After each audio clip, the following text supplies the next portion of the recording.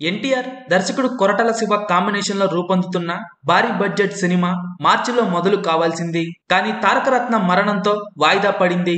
Janata garage తరువాత NTR Koratala Shiva combination లో ఓ cinema రూపొందుతున్న సంగతి తెలిసిందే. 2 ఏళ్ల క్రితమే ఈ క్రేజీ ప్రాజెక్ట్ ను అనౌన్స్ చేశారు. కానీ ఈ సినిమా సెట్స్ పైకి రావడానికి అవాంతరాలు ఎదురవుతూనే ఉన్నాయి. మార్చి 20 నుండి షూటింగ్ ను ప్రారంభించబోతున్నట్లు అమిగోస్ ప్రీ రిలీజ్ ఈవెంట్ లో ఎన్టీఆర్ అనౌన్స్ చేశారు. కానీ తారకరత్న మరణంతో మరోసారి సినిమా వాయిదా పడింది.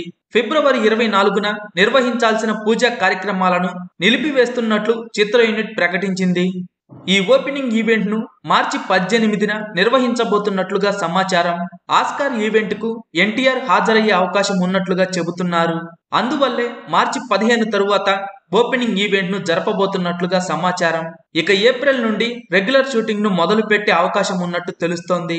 ఈ సినిమాలో ఎన్టీఆర్ కి జోడీగా జాహ్నవి కపూర్ హీరోయిన్ గా నటించబోతోంది. హీరోయిన్ రోల్ కు సంబంధించి ఇటీవలే జాహ్నవి కపూర్ పై ఫోటోషూట్ కూడా చేశారు. ఈ సినిమాలో బాలీవుడ్ నటుడు సైఫ్ అలీ ఖాన్ విలన్ గా నటించబోతున్నారు.